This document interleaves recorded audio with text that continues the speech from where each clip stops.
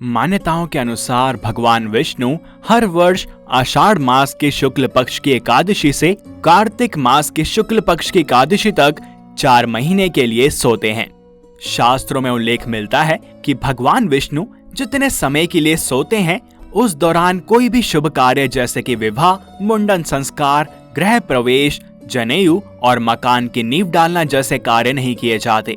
तो आइए जानते हैं कि आखिर ऐसा क्यों होता है कि भगवान विष्णु 4 महीने के लिए योग निद्रा में रहते हैं। परंतु वीडियो में आगे बढ़ने से पहले यदि आप चैनल पर नए हैं तो इसको सब्सक्राइब और बेल आइकन को प्रेस जरूर कर लें और हमारे साथ बोलें नारायण नारायण।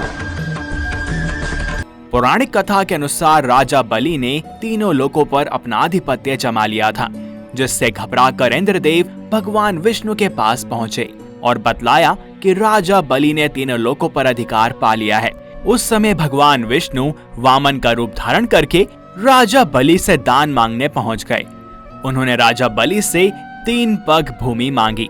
2 पग में भगवान वामन ने धरती और स्वर्ग को नाप लिया और राजा बलि से पूछा कि वे तीसरा पग कहाँ रखें। तो इस पर बलि ने कहा कि आप मेरे सिर पर रख दीजिए। इस प्रकार भगवान विष्णु ने वामन का अवतार लेकर बलि से तीनों लोगों को मुक्त करवा लिया और देवराज इंद्र का भय दूर किया।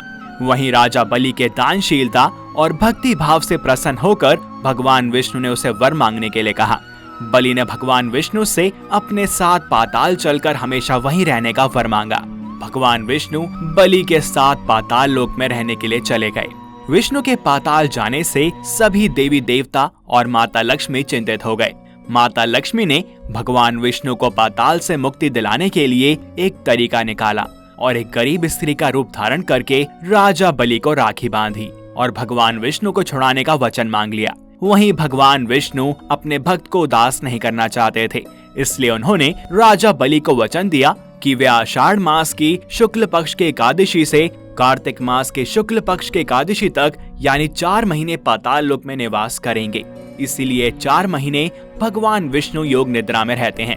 वहीं वामन रूप में भगवान विष्णु का एक अंश पाताल लोक में रहता है। अन्य कथा के अनुसार भगवान विष्णु का शंखचूर नामक एक राक्षस से युद्ध हुआ था। उस युद्ध में राक्षस तो मारा गया। वहीं युद्ध में भगवान विष्णु बहुत थक गए थे, तो वे अपना कार्य भगवान शंकर को सौंपकर योग निद्रा में चले गए। इन 4 महीनों के लिए भगवान शंकर ही भगवान विष्णु के सारे कार्य देखते हैं और यही कारण है कि सावन में भगवान शिव की विशेष पूजा की जाती है। भगवान शिव के अवतार रुद्र सृष्टि के संचालन के साथ साथ सृष्टि के भर्ता का भी दायित्व संभालते हैं।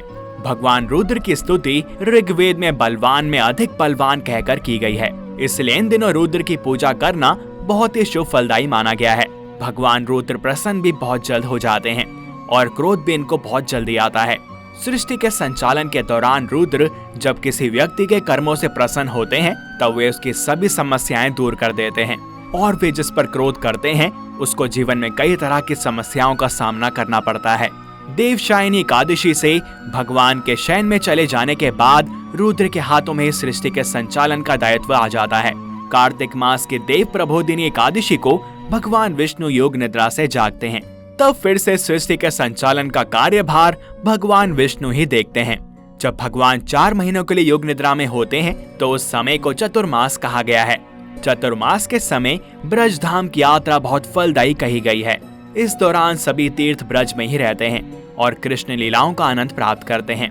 चतुर्मास आषाढ़ मास के 5 दिन, सावन मास के 30 दिन, भाद्रपद के 30 दिन, अश्वनी मास के 30 दिन और कार्तिक मास के 11 दिन मिलाकर चंद्रमास के हिसाब से 106 और मास के हिसाब से 108 दिनों का चतुर्मास बनता है।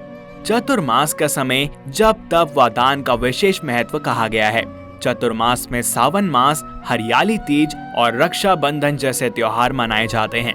तो भक्तों हमारे साथ एक बार फिर बोलें नारायण नारायण। इस वीडियो में बस इतना ही।